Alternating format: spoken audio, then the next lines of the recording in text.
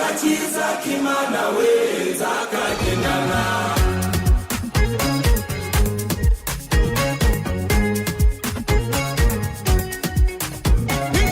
Nagukunze na ukumatiye kudasenga ko bindambiye ibisindisha ko nakatiye imihanda nayo kindambiye.